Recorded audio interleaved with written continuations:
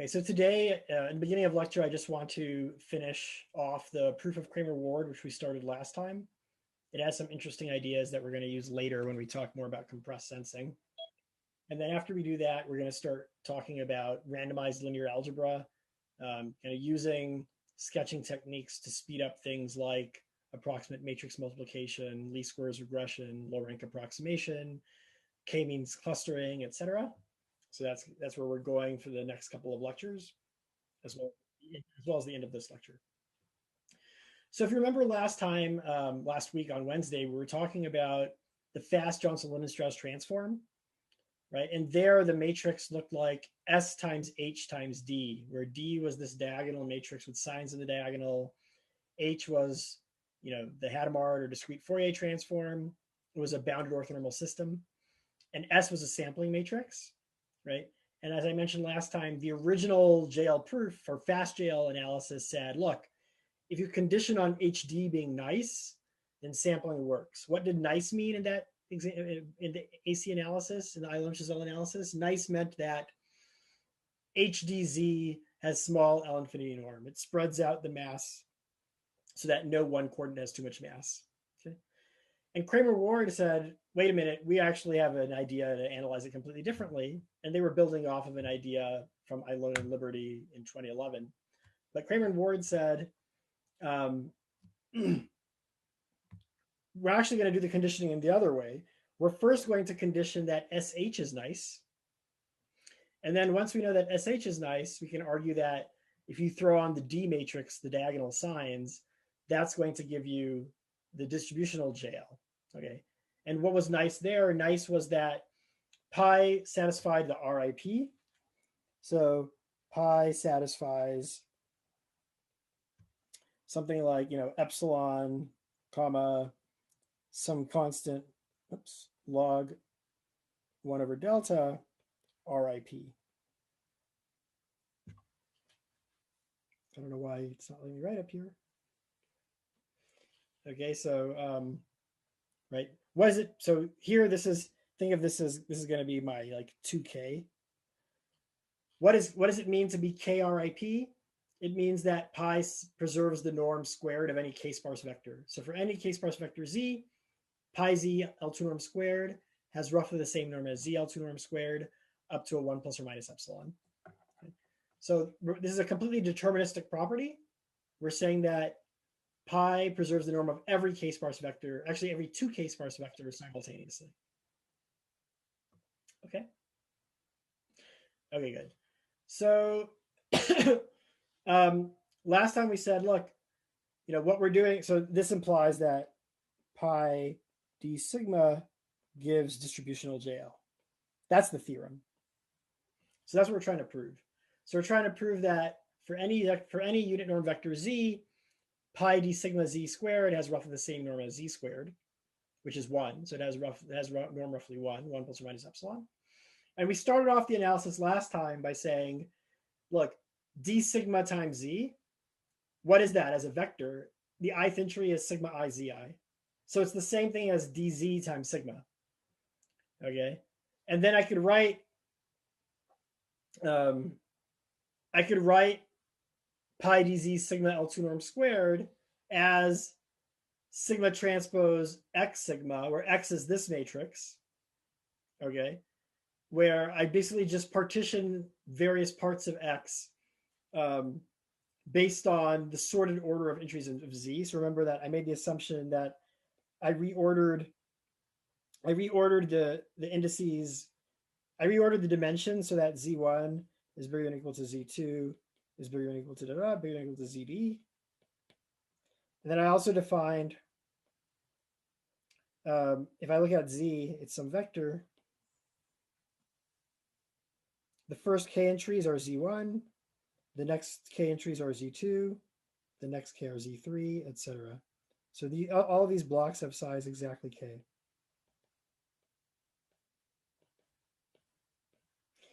And then when I look at the matrix, right, so I mean, this thing here, you just expand it. That thing is sigma transpose dz pi transpose pi dz sigma. So there's some matrix X here, right?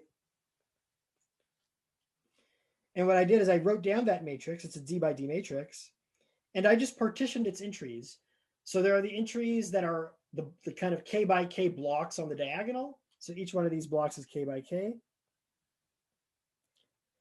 And kind of the union of all those blocks is what I'm calling the matrix A. So in other words, A looks like this.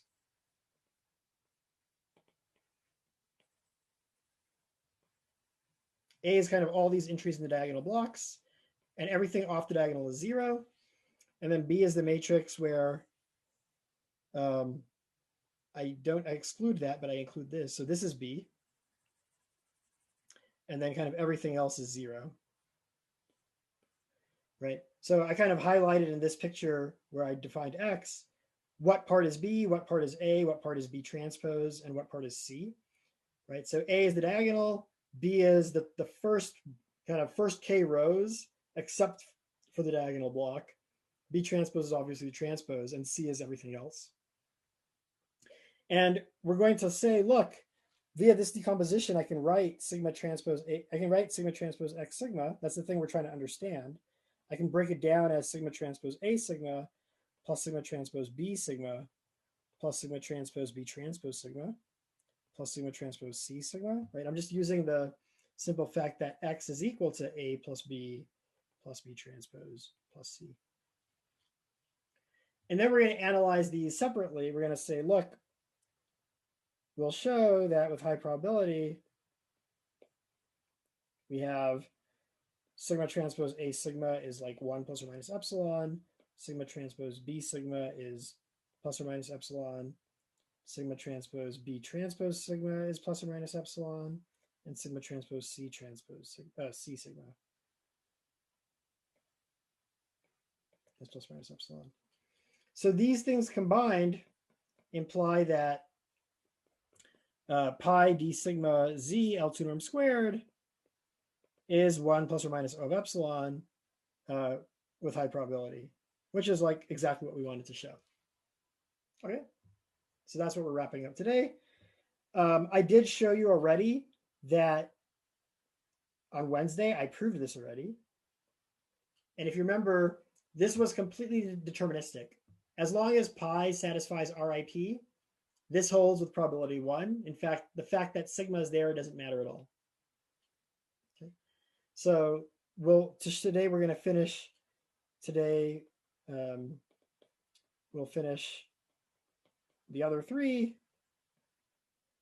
then introduce kind of sketching for linear algebra problem, sketching for numerical linear algebra.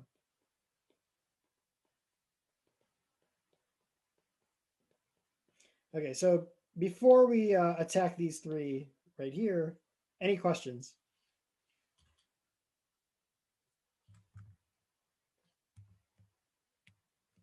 Okay, no questions, so let's get to it.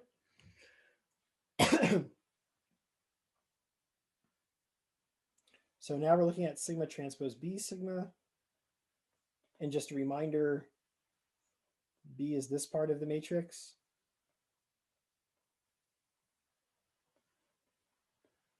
Right, so it's just that top part where you ignore the top left K by K block, but then you take the rest of the K by N minus K region.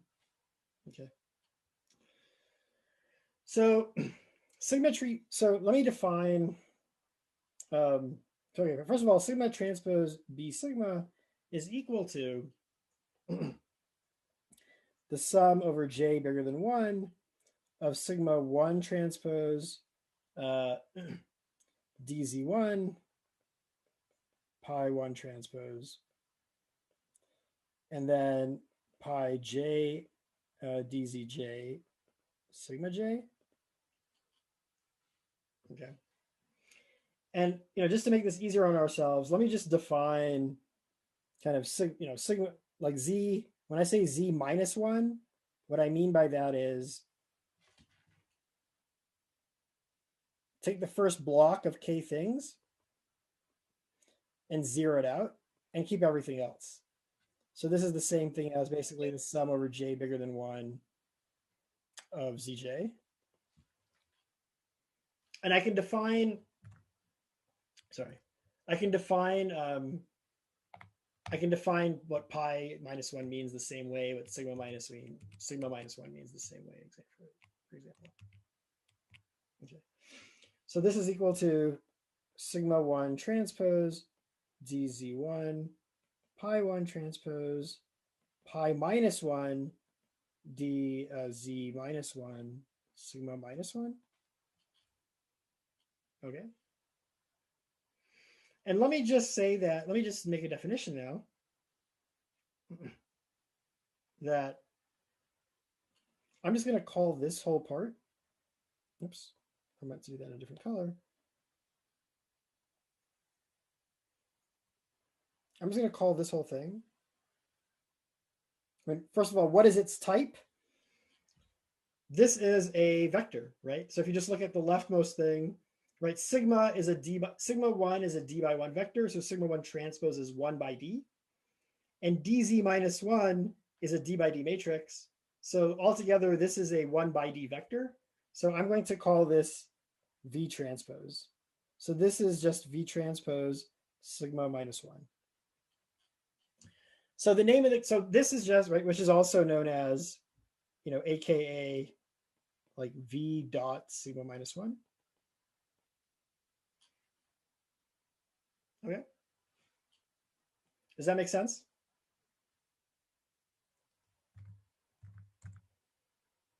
Okay. And notice that now, I mean, yes, V also depends on sigma because there's a sigma 1 transpose in the beginning, but it depends on a different part of sigma, right? It depends on the first k entries of sigma, whereas sigma minus 1 is everything but those first k entries. So even if you tell me what V is, even if you condition on V, sigma minus 1 is a completely independent vector of random signs, right? And now what we're taking is some fixed vector V and taking its dot product with a vector of random signs. We have a tail bound for that, right? Does anyone remember what it's called?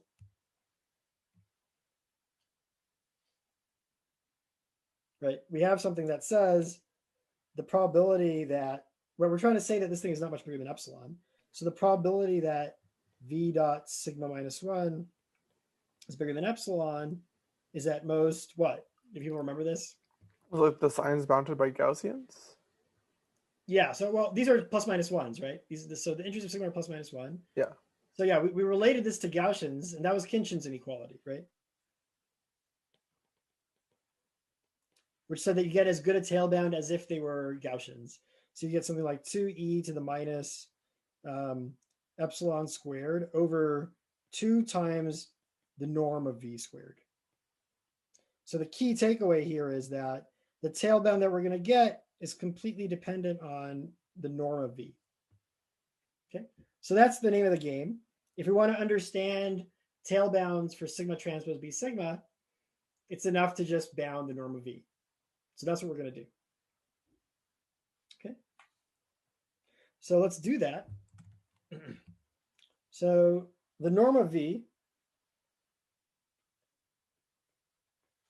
So I don't know if people are, maybe you haven't seen this written this way, but you might have known it. So this basically comes from the fact that the L2 norm is its own dual norm. If you're not familiar with what dual norms mean, let me just write this. So V L2 norm, the L2 norm of any vector, is equal to the sup over all y of unit norm of V transpose y, right? So the fact that you have you're computing the L2 norm, and you also here have an L2 norm, that's what's called being its dual norm. L2 is its own dual. For example, if you had L1 norm, just a little aside, what is the L1 norm of a vector? That's equal to like the sum of the entries absolute value, right? That's equal to the sup over all y of V transpose y, but y having norm 1 for which norm? Actually, it's having L infinity norm 1, right? Right, like if you want to get the L1 norm of a vector V, it's the same as V transpose Y, where Y is a sign vector, where for each entry of V that's negative, you make yi negative 1. For each entry of V that's positive, you make yi plus 1. Then V transpose Y will be the sum of the absolute values of the entries of V, which is exactly the L1 norm. So L infinity is dual to L1, and likewise, the dual of L infinity is also L1. The dual of L2 is L2, right? If you have a vector V and you take its dot product with a vector Y, let's say Y has unit norm. What do you know about dot products? You know that A dot B is equal to the norm of A times the norm of B times cosine theta, right? That's what we know about dot products. So if you're trying to maximize the dot product and I tell you that Y has unit norm, well, it's going to be the norm of V times the norm of Y, which is 1, times cosine theta, cosine the angle between V and Y. Well, if I'm trying to make that angle, cosine of the angle as big as possible, I should make the angle 0. In other words, I should make Y point exactly in the direction of V, right? So L2, anyway, L2 is its own dual. So I can write this. The norm of V is equal to the sup over all Y of unit norm. In particular, I'm going to make Y be pointing in the direction of V transpose Y. Okay. And then now, again, I can just write down what is Y. Y is this thing that I boxed in red. And then I can just write that down together with now Y, right? So this is equal to now, so let's see, what is that? Sigma 1 transpose, D sigma 1, sigma 1 transpose, D sigma 1, and then pi 1 transpose, pi minus 1. Oh, that's dz1, dz minus 1, y. This should have been a z. And that's equal to the sum over all j bigger than 1 of sigma 1 transpose dz1 pi 1 transpose pi j dzj yj, right? And then now I can just start doing, basically the following. This is at most now the sum j bigger than 1 of, oh, and first of all, I can also swap, let me do one more step. I can swap basically z's for sigmas again. So this is equal to the sum j bigger than 1 of z1 transpose d sigma 1 pi 1 transpose pi j dzj yj. Okay, good. And then now I can just repeatedly use the fact that like the norm of A, B is like at most the norm of A times the norm of B. So I can say, look, this is at most the sum of j bigger than 1 of the norm of z1 times the operator norm of d sigma 1 times the operator norm of pi 1 transpose, or pi 1 transpose pi j times the operator norm of dzj times the norm of yj. Okay. So good. Now what can I say? When I have a diagonal matrix, what's its operator norm? It's like the largest eigenvalue, right? Which in this case, or the magnitude of the largest eigenvalue.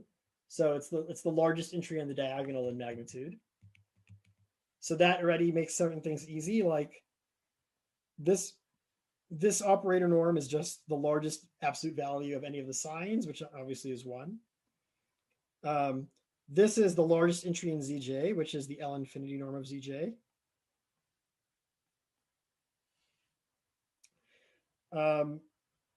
What else can I say? The norm of z1 is at most the norm of z. So this is at most 1. And I think that's basically it. And this thing, I don't think I got a chance to prove this last time. If I have time, I'll do it today. But I promise you that this thing is at most O of epsilon. And essentially why, okay, so let me try to say in words why that's O of epsilon. And then, the proof is already in the notes. If we have time today for me to actually write down the proof on the board, I'll do it. Otherwise, you can take a look at the notes. But why is that coming about?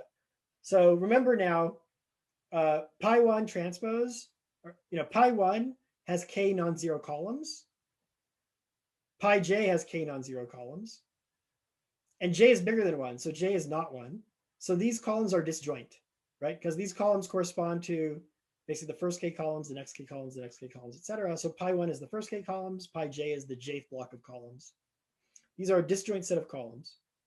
Okay.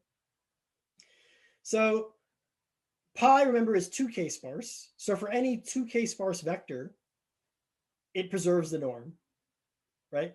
So again, when you preserve norms, we talked about this already. Let me be a little loose here. When we talked about, we already talked about this for the JL lower bound. If you preserve norms, that implies that you preserve dot products up to additive epsilon, right? So just look at a vector like, take a vector that has all its entries in the first k coordinates, and then take another vector that has all its non-zero entries that has its support in the jth block of coordinates. Okay, so let's call these vectors A and B. A only has non-zeros in the first k coordinates, B only has non-zeros in the jth block of coordinates. What's their dot products? It's 0, because they have disjoint support. So A dot B is 0. So pi A dot pi B is probably also close to 0. I mean, not probably, it is, right? Pi preserves dot products up to epsilon. So since A dot B is 0, pi A dot pi B is at most roughly epsilon in magnitude, right? But again, the norm of a matrix M is by definition the sup over all AB of unit norm of A transpose MB. Like that is the definition of operator norm, or that's an equivalent definition. So this thing here is basically the sup over all A equals B equals 1 unit norm vectors of pi A dotted with, well, basically pi 1A dotted with pi 1B, or pi JB, which is the same, because pi only has non-zero columns in the first block, this is the same as pi 1A1 pi j bj, right? And again, AI and bj have disjoint support, so their dot product is 0. Pi preserves dot products up to additive epsilon, so this thing must be O of epsilon. So that's basically the argument. Okay. So in summary, this whole thing is at most O of epsilon times the sum over j bigger than 1 of the L infinity norm of zj times the L2 norm of yj.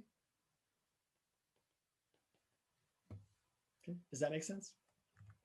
So now we just have to argue from there. So let me go to the next slide. So we said that thing. So overall, what we've said so far is VL2 norm is at most O of epsilon times the sum j bigger than 1 of zj L infinity times yj L2. And then we're going to use a technique that's called shelling, okay, which gets used a lot in compressed sensing. So what is shelling? So here's the idea. Here's Z. I divide it into these blocks of size k each. Let me just do this. Okay, let's say that this is the jth block. This is the j minus first block. Okay. I'm looking at zj L infinity norm. That's what I have up here. That means what's the largest entry in magnitude in the jth block? Well, the largest entry in magnitude in the jth block is this entry right here. What do I know about that entry? I know that that entry is smaller than all the entries in this block, right? So in particular, that entry is less than the average entry in the previous block. So this is at most of epsilon times the sum of j bigger than 1 of z j minus 1 L1 norm divided by k. That means that's the average magnitude of an entry in the previous block times yj L2 norm. And then now I can do Cauchy-Schwarz to compare L1 and L2 norms, right? Zj minus 1 is a k-sparse vector. So this, by the way, this is called shelling, this business of comparing a norm in one block to some norm in the previous block. Okay.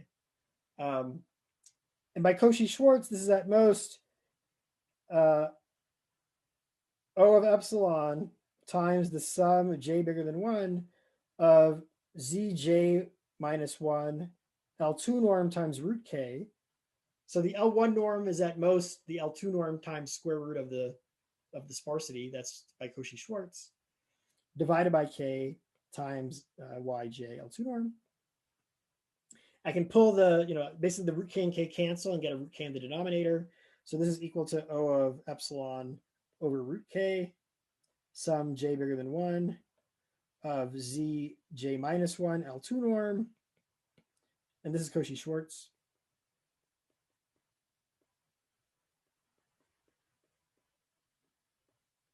Schwarz does not have a T, despite many people making that typo.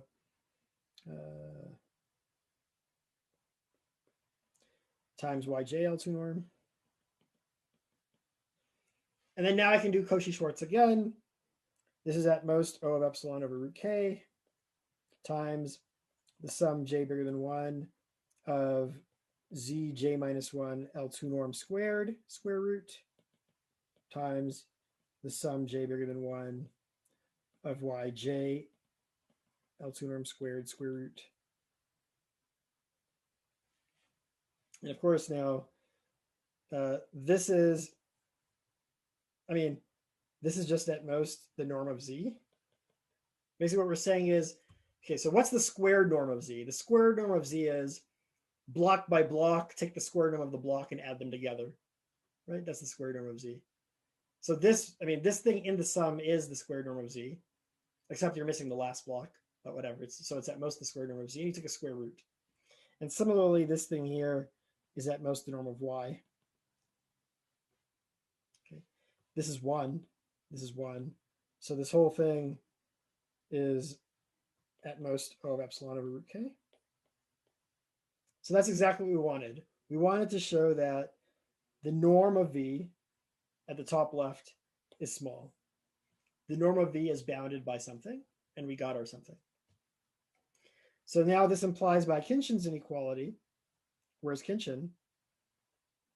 Right? This is my Khinchin right here.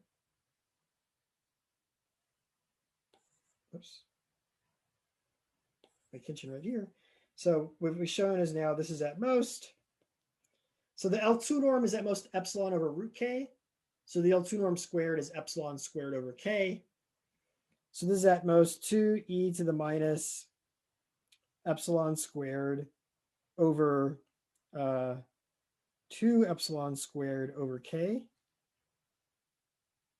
right? Which is like 2 to the minus omega k, which I can make be, I can make this be at most delta over 3. Remember, k is like some constant times log whatever delta. So as long as I make the constant c big enough, this is at most delta over 3. Okay? So good. So sigma transpose A sigma is what we want with probability 1. Sigma transpose B sigma is what we want with failure probability at most delta over 3. Then B transpose sigma, again, we're going to say failure probability delta over 3. Sigma transpose C sigma is also going to be failure probability delta over 3. So by union bound, the probability that anything doesn't look like what we want is at most 0 plus delta over 3 plus delta over 3 plus delta over 3, which is delta. So the probability that we fail to get a norm that we like is at most delta. Okay, so that's the sigma transpose B sigma. Sigma transpose B transpose sigma is, of course, the same thing as sigma transpose, sigma transpose B transpose sigma is a number, right? It's a real number. So it's the same thing as the transpose of itself, because a number is, of course, just a 1 by 1 matrix. So this is the same thing as sigma transpose B sigma transpose, but that's just a number. So that's sigma transpose B sigma. Okay. So if sigma, so we already said that sigma transpose B sigma is likely to be small. Nothing new here. So in fact, we don't even really need this to be delta over 3. If we have it be delta over 2, that's enough, because the action, you need to prove something for B sigma transpose B sigma, then you get it automatically for B transpose sigma, and then you need to prove a bound on sigma transpose C sigma. So let's do sigma transpose C sigma now. So sigma transpose C sigma is going to look very similar.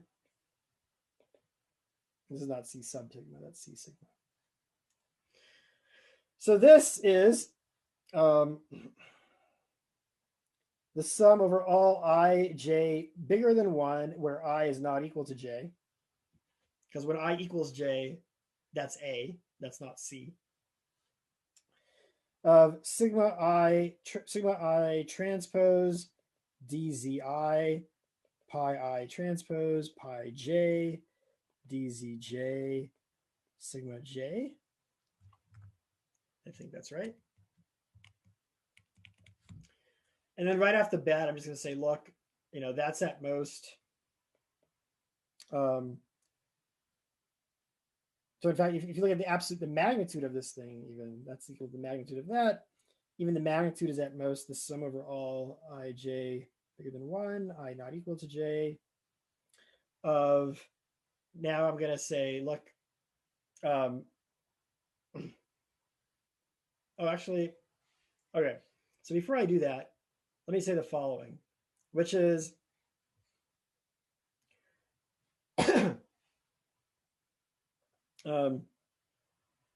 sorry, let me just actually say the following. So that is true.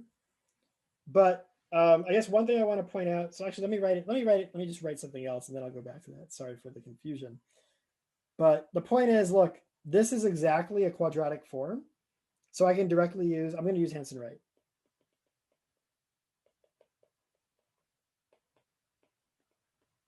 So that implies that the probability that over sigma, that sigma transpose C sigma is like bigger than epsilon is at most some constant times e to the minus epsilon squared over the Frobenius norm squared of f plus e to the minus some constant epsilon over the operator norm of C. Does that make sense? So this is Hansen-Wright, which we've seen before when we analyzed JL. So that means that we now want to bound the Frobenius and operator norms. Right? If we've bound those, then we can just plug that bound into Hansen-Wright and get something. And that's going to be exactly what we do.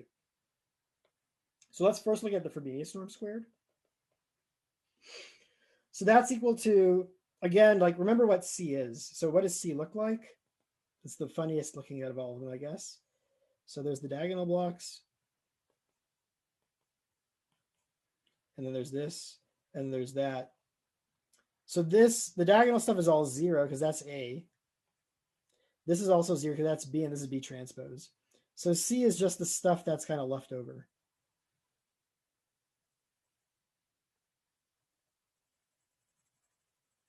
So that's all C. Okay, so I'm just going to basically break up this region into like little blocks, K by K blocks, and then sum up over all those blocks. So this thing is equal to the sum over all blocks ij, where I is not equal to j and ij are both bigger than 1, of the Frobenius norm squared of that block. Remember, Frobenius norm squared means just sum up the squared entries of the matrix. So this is now the Frobenius norm squared of dzi pi I transpose pi j dzj. Okay. And then now I'm going to say that this is, so people might not be so familiar with this, but let me write it down. If you look at the Frobenius norm of AB, I claim this is at most the operator norm of A times the Frobenius norm of B. Now, why is that?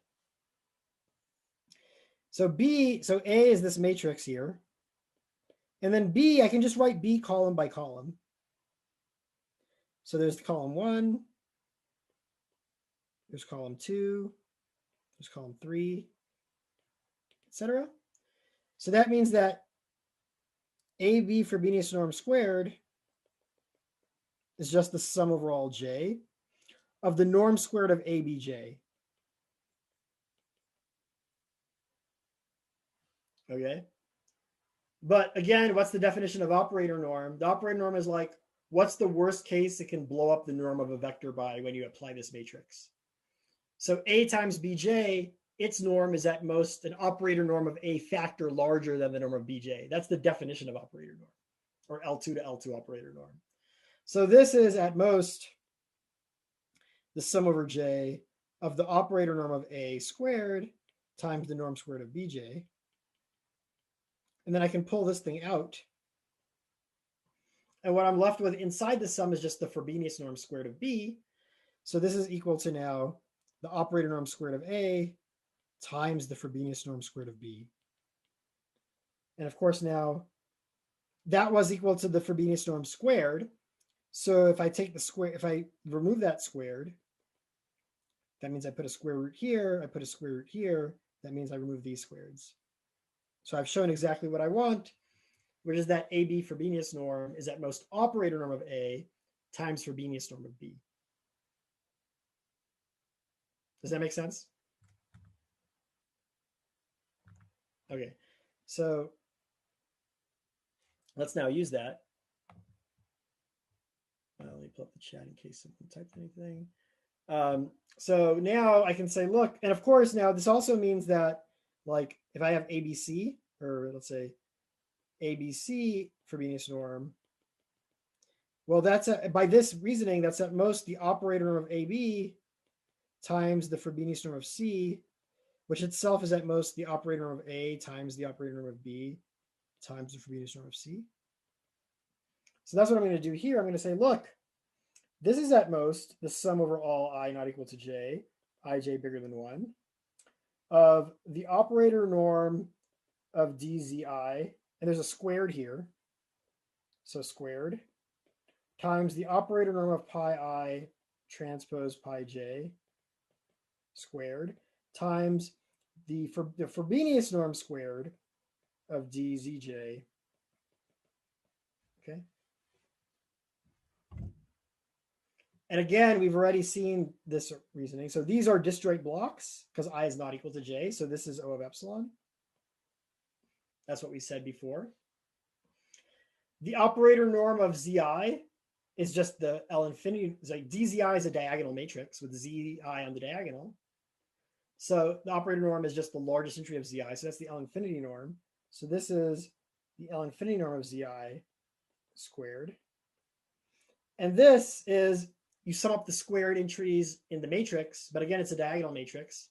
So this is just, again, going to be zj L2 norm squared. So altogether, what this looks like is it's at most O of epsilon squared times the sum I not equal to j, ij bigger than 1, of zi L infinity norm squared times zj L2 norm squared. Okay. And of course, now you're an expert in shelling. You've seen shelling already once. So we're going to do the exact same thing again. So let's go to the next slide. So we said that, so basically what we said is that the Frobenius norm of C squared is at most O of epsilon squared times the sum over I j greater than 1, I not equal to j, of z j L infinity squared times, or zi, sorry. Oh, my pen is all of a sudden dying on me. Z j L2 norm squared. We already saw you can bound the L infinity norm by 1 over root k times the L2 norm of the previous block. Okay. But then now this is squared.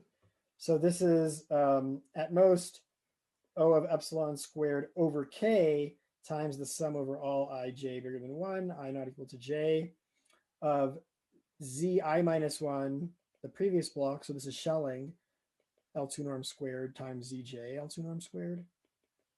This is Schelling. And notice that all the terms in this expansion appear in the expansion of sum over I of zi L2 norm squared squared. Right? If you expand this out, what you get, right? What you get here is the sum over all ij of zi times zj. So this contains all the terms in our box thing plus more, right? Because our box thing doesn't contain the diagonal. It doesn't contain the case that ij equals 1, but this does. And of course, this is just the same thing as z L2 norm squared squared, which is 1 squared, which is 1. So altogether, this thing is at most O of epsilon squared over k. So we've shown that, overall, we've shown that C Frobenius norm squared is at most O of epsilon squared over k. Okay. And then the next thing one has to show is the operator norm. So let me not, I think you're getting bored with all these similar looking calculations. So I'll just write what you do. You just say, look, C operator norm, this is a real symmetric matrix. So it's equal to the sup over all y of unit norm of y transpose cy, which again is equal to the absolute value sum I not equal to j, ij bigger than 1, of yi dzi pi I transpose pi j dzj yj. Okay. And then, you basically do some Schelling, you do a Cauchy-Schwarz, and this is basically bounded by O of epsilon over k.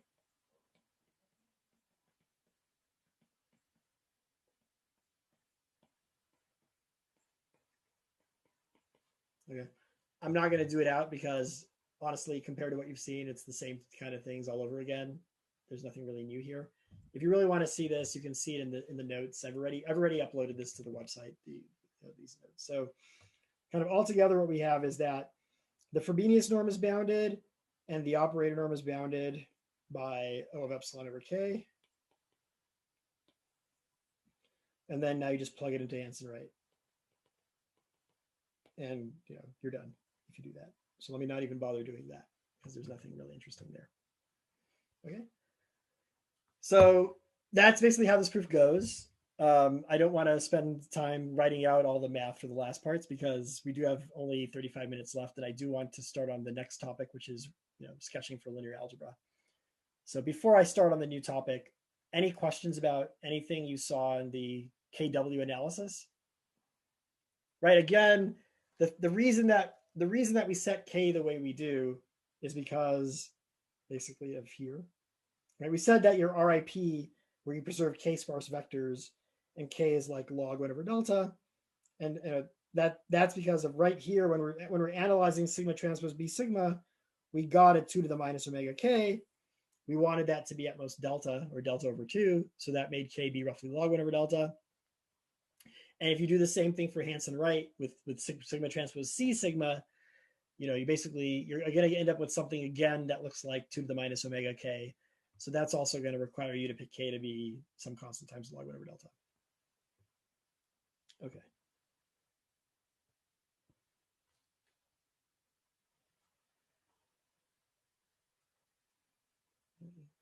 Speed this up. So, any questions? It seems no? Okay. So the rest of today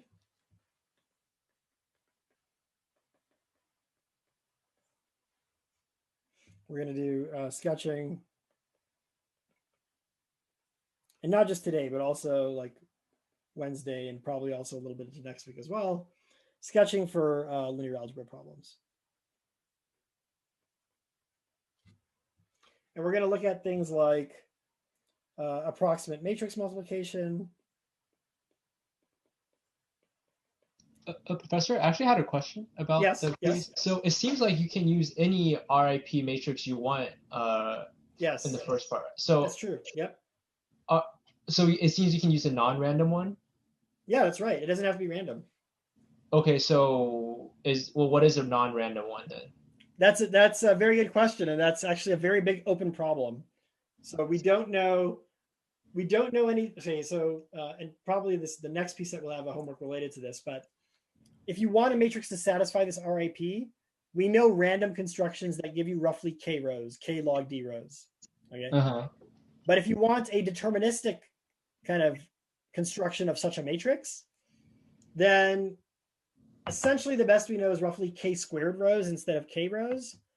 There was a paper in Stock 2011 by a bunch of math people, so like Jean Bourgain, Sergei Konyagin, other people who are what's going on, others who are masters of analytic number theory, and they managed to show using tools from analytic number theory a deterministic construction, specifically when k is roughly root d, a little bit less than root d.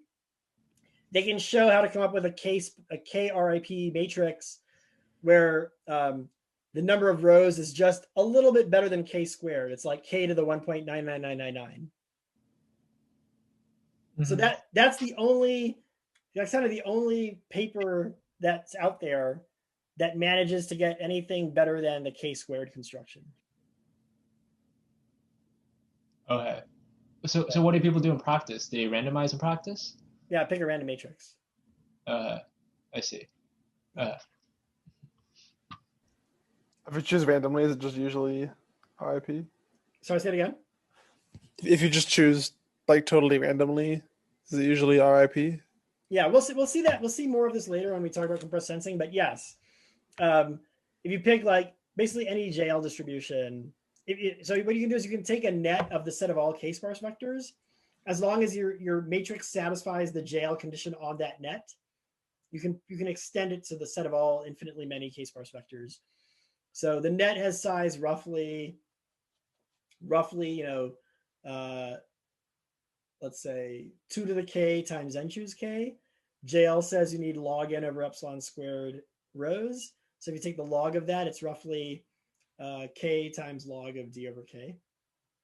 When I said n, I meant to say d. So there are d choose k choices of where the non-zeros are. For each one, you take a net of size, O of 1 to the k. So the log of that altogether is roughly k times log d over k.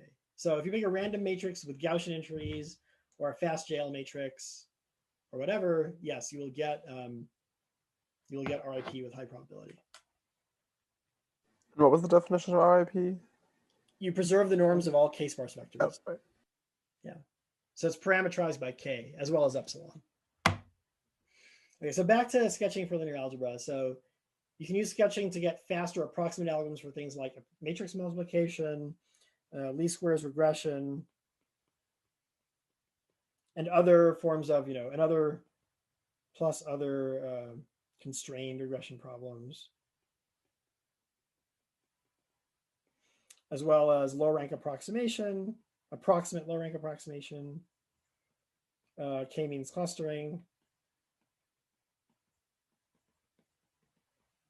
which you might not think of as a linear algebra problem, but as you're going to see later, it turns out that it can be, k-means clustering is actually a special case of constrained low rank approximation, it turns out.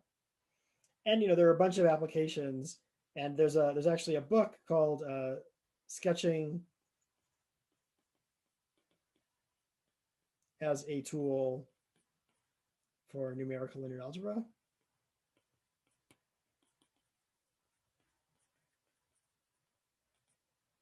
This is by David Woodruff.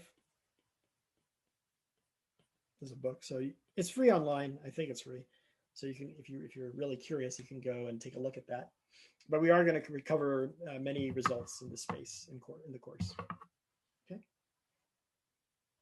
So let's get on to it.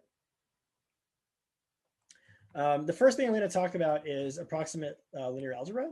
I mean, approximate matrix multiplication. So approximate matrix multiplication.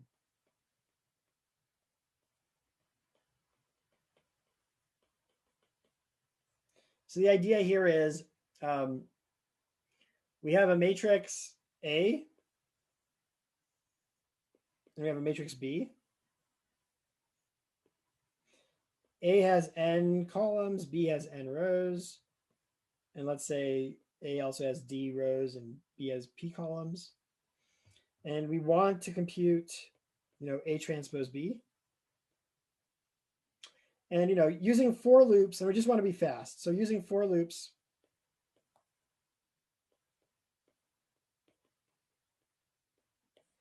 this would be something like O of NDP flops,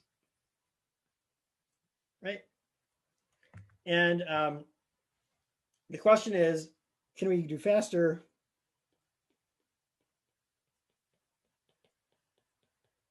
And people in theoretical computer science have studied this. If the matrices are all square,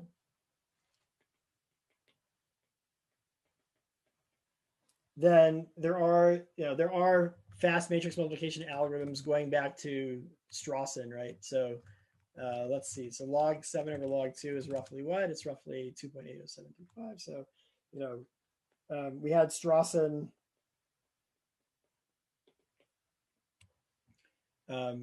Said that, so basically you can get time up to log factors O tilde of like n to the omega. Strawson said that the exponent omega is less than what? Or it was less than 2.80735. That was the first thing that there was the first paper that got anything better than n cubed. And then there was a bunch of stuff after that, which there's a long history, and I'm not go through all of it. But then we had Coppersmith and Winograd.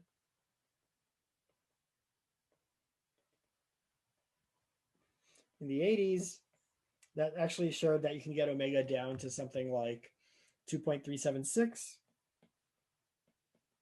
It's less than that. And then again, there was absolutely nothing for a while. And around the same time, there were two independent works, one by Stothers and one by Vasilevska-Williams.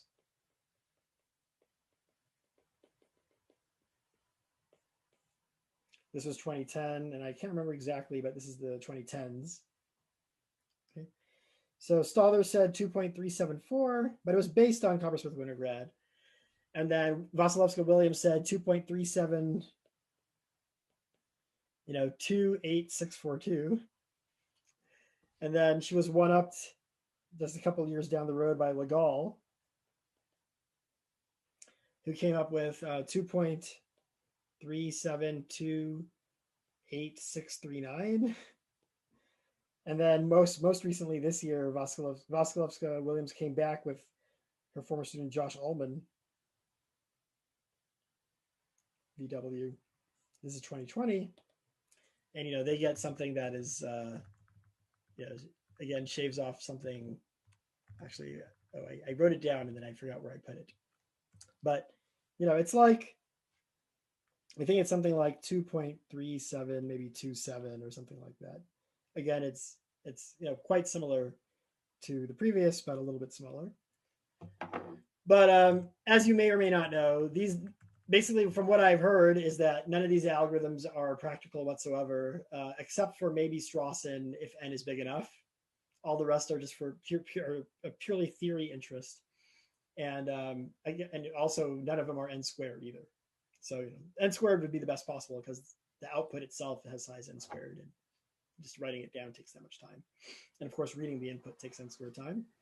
If you don't have a square matrix, two square matrices, but you have rectangular matrices, people do study, how fast you can do rectangular matrices as its own thing. Or you could also reduce to the square case, because you could say, look, if I have two rectangular matrices, I can just divide these things into squares. as such, right? And then I could do a bunch of, so if I just break this up as like M1, M2, and M3, and this is like A1, A2, A3, and A4, I can say that MA is equal to the sum.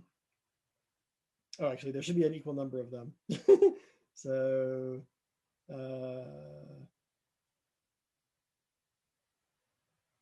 let's pretend that there were an equal number of them. So this is equal to the, I goes from 1 to 3 of MI, AI, right? So I can, there is a way to, you can reduce, if I have a square solver, a square multiplier, I can use it to do rectangular multiplication too. Although sometimes you can do better than this reduction for rectangular matrix multiplication. But in any case, all of this is not that fast, especially not in practice. So is there anything we can do to do better? And are those theoretical bounds like specific logarithms like the Strassen, or are they like more obscured? All of them end up, essentially all of them basically say, I can do some kind of recursion where I do less recursive multiplications than the naive way. Like Strassen, yeah. But I think that, they developed their own language now to find these kinds of identities. And now the name of the game is like, how can you find such identities? And I'm actually beyond Strassen. I'm not even sure exactly how they work personally. But I think if you look at, for example, Vasilevska-Williams has taught courses before on all these methods for fast matrix multiplication. So she should have, I imagine, some good course notes on that. Okay.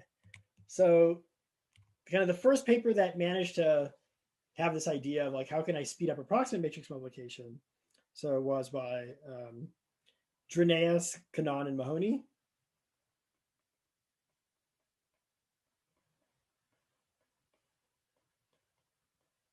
And this was back in 2006. The idea is we won't compute A transpose B exactly, but rather some matrix C such that A transpose B is close to C, or C is close to A transpose B. And we call it some X norm.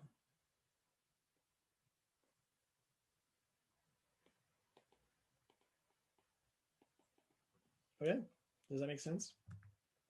So I'm going to speed up the computation of the matrix multiplication by doing some sketching, but I'm not going to get the exact answer for A transpose B. I'm just going to get some other product matrix C, which is close. And they looked specifically, so DKM did this specifically for Frobenius norm. So what they said was that A transpose B minus C Frobenius norm is going to be at most epsilon times the Frobenius norm of A times the Frobenius norm of B. Okay, so that was their approach. And how did they do it? Via sampling. Okay. So if you write, again, this is a nice fact about linear algebra. You can verify it offline if you wish. Take your matrix A. Okay. It has, I said n columns, right? So it looks something like, or it has n rows. Actually, I should have, let me go back a little bit. This is really A transpose, right? I'm trying to multiply A transpose times B. So the number of columns of the first matrix has to match the number of rows of the second matrix. So A and B both have n rows, which means A transpose has n columns, which matches the n rows of B. So these are conforming matrices to multiply. Okay. So let's go back now to DKM. So A has n rows. Let's call these n rows A1 up to AN. Transpose maybe. And B is equal to, again, a matrix that looks something like B1 up to Bn. Okay, and just a fact about matrix multiplication, A transpose B is equal to the sum I goes from 1 to n of AI BI transpose. So this is an identity. This is something that's true about matrix multiplication in general. You can always write the product of two matrices as a sum of outer products of the rows of the matrices. Okay. Well, here I transpose the A. Normally it would be like you take the sum of outer products of the columns of the first matrix with the rows of the second matrix. Okay. If I didn't do the transpose on A. So this is a very useful fact to keep in mind if it's something that's not already on the front of your linear algebra fingertips. So this suggests a sampling approach. Okay. So DKM, the way DKM works is it does non-uniform sampling.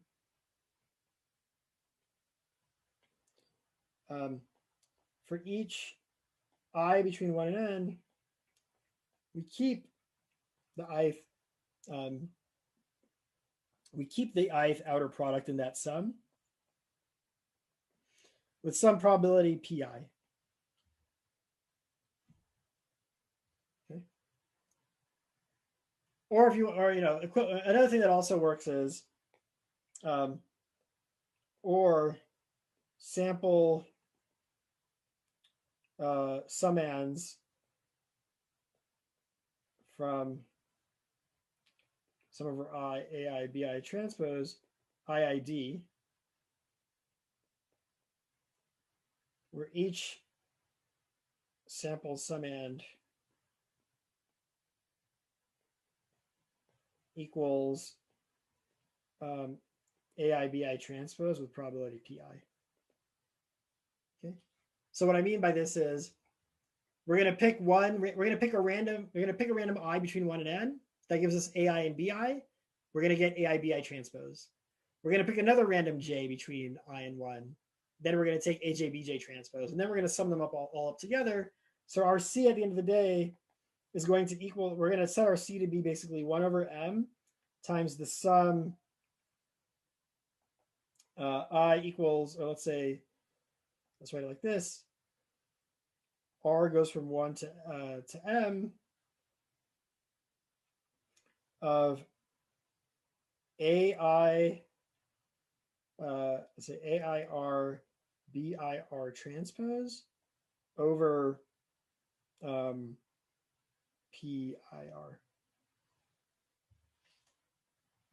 Okay.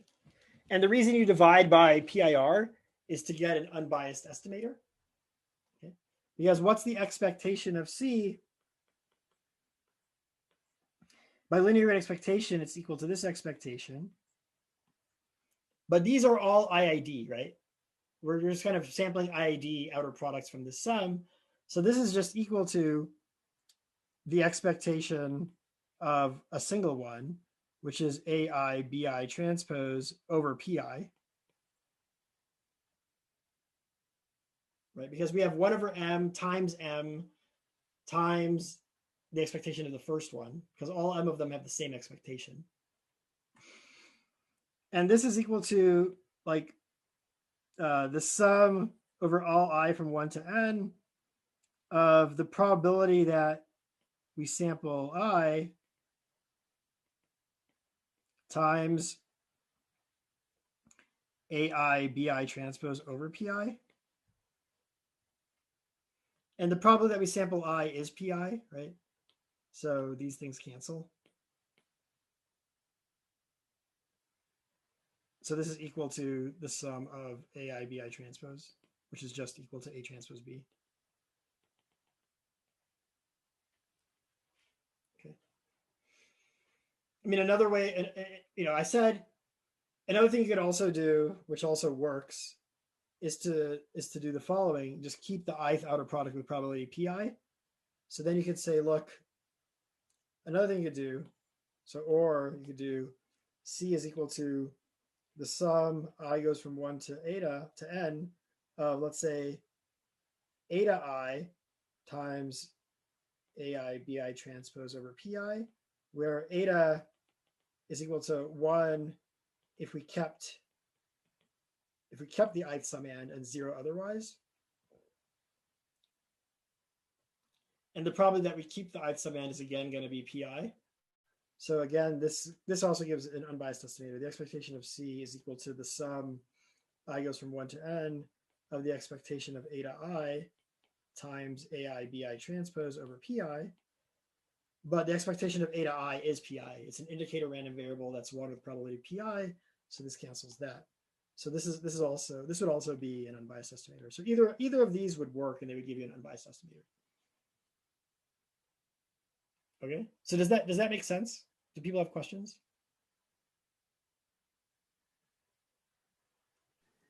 So this PIs are like non-uniform or some. That's right. They're non-uniform. Thing was determined. So what are the PIs? Maybe is your question. Like, how should I pick the PIs? And DKM does that make sense? Like, that's what we need to understand now. Yeah. Like yeah. I mean, so this would be an unbiased estimator for any PI, but we don't just want an unbiased estimator. We want small variance, right? We want to say that our estimate is actually close with good probability. So for that, it's not enough to just say that we have the expectation correct. We need to say something about the variance. Okay, so how are we going to do that? We're going to say, look, the probability that A transpose B minus C for Frobenius norm squared is bigger than epsilon times A for Frobenius norm times B for Frobenius norm. Right, well, this is just by Markov's inequality. And sorry, this should not be squared. Or by the second moment method, basically square both sides and then do Markov. So if you square both sides and do Markov, this is at most the expectation over A transpose B minus C for Frobenius norm squared over epsilon squared AF squared BF squared. Right? So what we will show, we want that basically the expectation of A transpose B minus C for Frobenius norm squared, say, is at most up to some constant. It's at most something like A squared times B squared over M. Right? If we could show this, then that would imply that M being at least something like 1 over epsilon squared delta,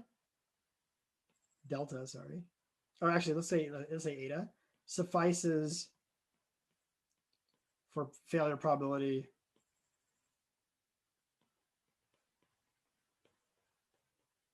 at most eta, right? Just by plugging it into here. Okay. And indeed, you can get that if you set the PIs appropriately. And it turns out that the optimal setting of the PIs, which was in DKM, is to basically set PI to be proportional to the product of the row norms. So you set PI to be equal to the norm of AI times the norm of BI. So this is the AI is the ith row of A, BI is the ith row of B, and you normalize it to make sure that the probability is sum to 1.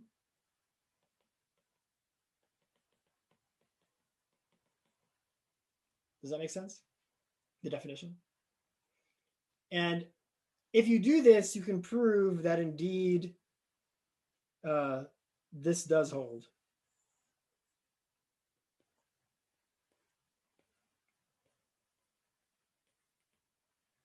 Okay.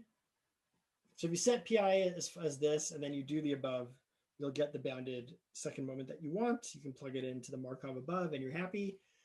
I'm not going to do the calculation on the board because I only have 13 minutes left, and there's more that I want to tell you. I think this is kind of a less interesting calculation. So I'll just put this in the notes, and you can read the calculation in the notes if you really want to. What I will say, though, is there's already something that's kind of interesting here, which is, what if I don't want failure probability eta, but what if I don't want failure probability a third, but I want failure probability very low, like delta, where delta is super small. Our usual trick was, then you do this a bunch of times in parallel, and then you take the median, right? Kind of the median. So once you have an estimator that works with probability a third, or fails with probability at most a third, if you take the median of log 1 over delta copies of that, the median will work with probability 1 minus delta by the Chernoff bound. Of course, we could just set eta to be delta here. The problem is that m is then going to depend on 1 over delta, whereas I really would prefer that it depends on log 1 over delta, right? I don't want to have complexity that's polynomial in 1 over delta. I prefer log 1 over delta. That's better. But what's the problem here with like repeating many times and outputting the median? Well, because it's a matrix. Yeah, it's not a number, it's a matrix. So what does the median even mean, right? You run it each time gives you a different matrix. So what do? So if you think of, numbers, matrices, whatever, think of them as just objects living in a metric space. Okay. So numbers, the metric there is just the absolute value of the difference. So I'm saying one number is close to a number, one number is close to another number if the absolute value of the difference is small. Okay. And there we said basically we're going to output the median. Okay. If you have an object in a metric space, now what do I want the median to be to make the argument work? Well, so here's kind of the idea. The idea is, if you really look at this kind of median of means analysis, what it says is, okay, if I set eta to be like 90%, let's say, eta is 1/10. So 1/10 of them fail in expectation. I repeat log 1 over delta times. Okay. So let's say I repeat. So like boosting success probability. I'm going to repeat t times, which is theta log 1 over delta. What do I know by Chernoff? I know that kind of 2/3 of these repetitions are good. 2/3 of these give me a matrix that actually has bounded error, the kind of error bound that I want. Okay. So again, forget that it's a matrix. Just think that it's a point in a metric space where the metric is Frobenius norm. So my picture is I have a bunch of matrices that I'm getting output, which are good. 2/3 of them are good. And then I do have some that are bad. Maybe at most a third are bad. So the bad ones are kind of like far off. Who knows where they are? But they're kind of not near the truth. The truth, right? The true matrix A transpose B is like somewhere here, right? And 2/3 of my matrices are close to it. And maybe 1/3 is far away. So the observation here is, look, I don't know that yellow point, but what I do know is I know all these black points. And what do I know? I know that by triangle inequality, if I look at this kind of central cluster, every one of those black points is close to the yellow point, which means that they're close to each other by triangle inequality, right? Because the distance from here to here is at most going to the yellow point and then going back to this point. And since each of those legs is small, that must mean that this is small. Okay. So what that means is at least, let's say at least 2t/3 of the points are close to at least 2t/3 of the points. You see, the black points are all close to the black points. So the name of the game now is just basically find any black point that's close to most of the black points.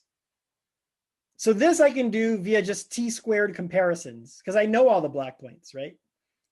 I don't a priori know which ones are in the red box. So I just need to find anything that's in that red box. So I'll just loop through all the black points. I'll loop through all the black points and I'll just compare them with each other. And the first one I find that's close to the majority of black points, I'll just return that as my quote unquote median. Does that make sense? So What's the definition of close? Oh, close basically, I know that their distance to the yellow point is at most this, right? The good points have distance to the yellow point that's at most this. So by triangle inequality, their distance to each other must be at most twice that. So if I find a point that's at most 2 epsilon AF BF from all the other points, that from half the other points, I'll just say this is a good point, and I'll put that. I'll put that as my matrix. And that's my proxy for median. Does that make sense? yeah. Instead of like stopping when you the first time you see that, could you like go through each one and find as a median distance to all the other points, then return the one with like the lowest median? That's probably similar, I guess.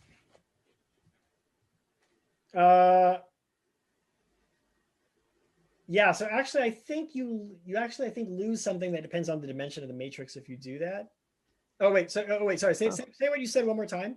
Oh, I said like for each point in matrix, take the distances to all the other ones, and like find the median. And just like entry wise in the matrix. So for each entry in the matrix. Oh yeah. No, just, like if those are the T points here, like each of the T points, find its like the norm of the Frobenius norm of the difference between that and all the other matrices. Yeah, so that's exactly what I'm proposing. Yeah. And then you return the first one you find that's close to like more than half of them. But notice that this running time is now like T squared. It takes a certain amount of time to compute distances between matrices, but it's you're doing T squared of those. You're doing T squared matrix distance computations. Whereas normally for the median of numbers, you're only doing it's a linear time thing. It only takes O of T time to find the median of T numbers, right? So that was actually an open problem in the last time I taught a sketching course before I moved to Berkeley 3 years ago.